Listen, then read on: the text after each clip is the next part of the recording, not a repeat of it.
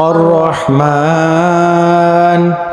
علم القرآن خلق الإنسان علمه البيان الشمس والقمر بحسبان والنجم والشجر يسجدان والسماء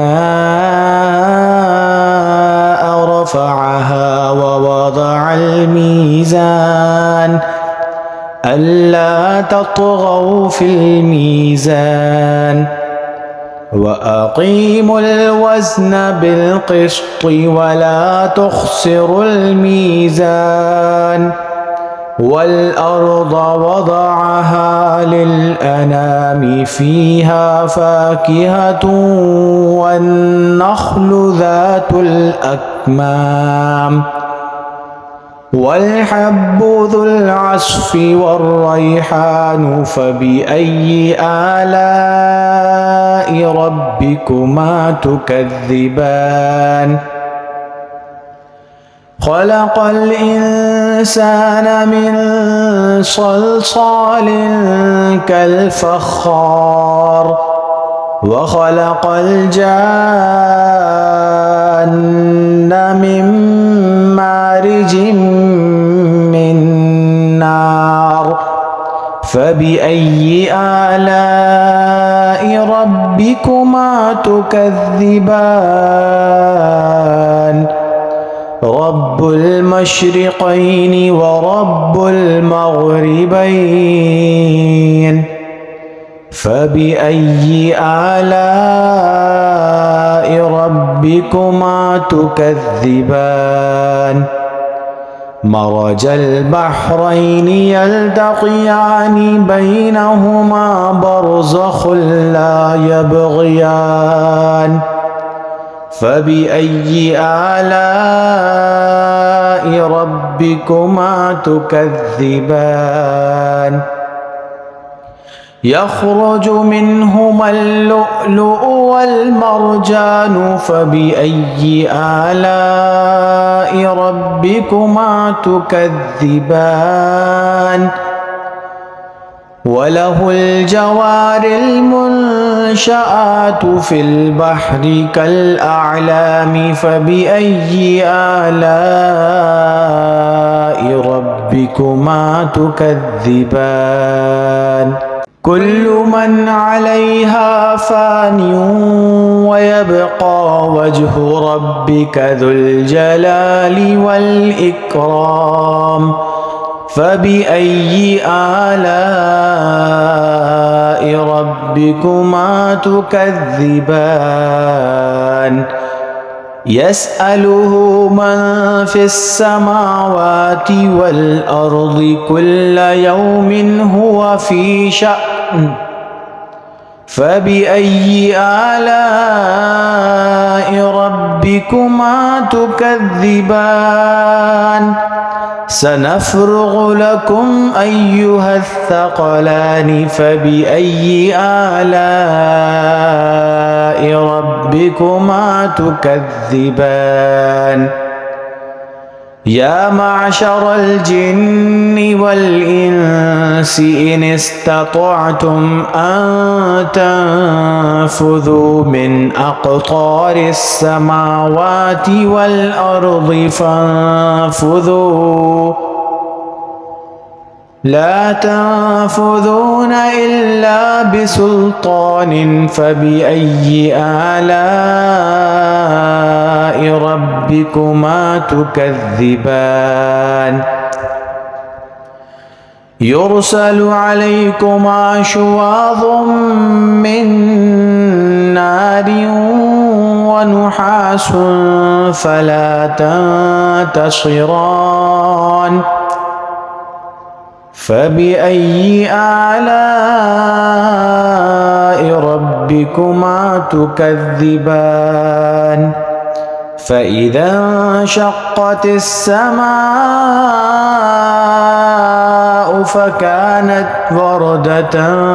كالدهان فبأي آلاء ربكما تكذبان فيومئذ لا يسأل عن ذنبه إنس ولا جان فبأي آلاء ربكما تكذبان يعرف المجرمون بسيماهم فيؤخذ بالنواصي والأقدام فبأي آلاء ربكما تكذبان هذه جهنم التي يكذب بها المجرمون يطوفون بينها وبين حميم آن فبأي آلاء ربكما تكذبان ولمن خاف مقام ربه جنتان فبأي آلاء ربكما تكذبان ذواتا أفنان فبأي آلاء ربكما تكذبان فيهما عينان تجريان فبأي آلاء ربكما تكذبان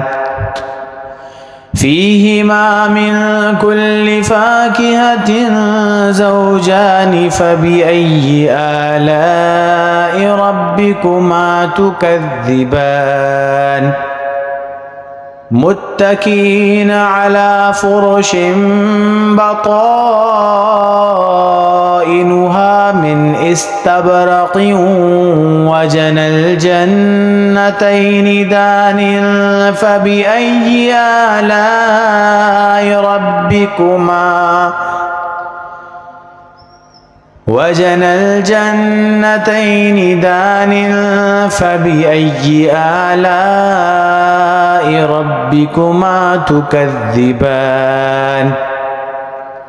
فيهن قاصرات الطرف لم يطمثهن إنس